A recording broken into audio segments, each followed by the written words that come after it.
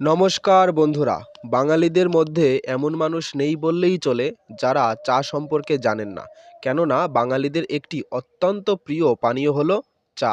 কিন্তু বন্ধুরা, আপনারা কি জানেন যে চায়ের কি কি গুণাগুণ রয়েছে?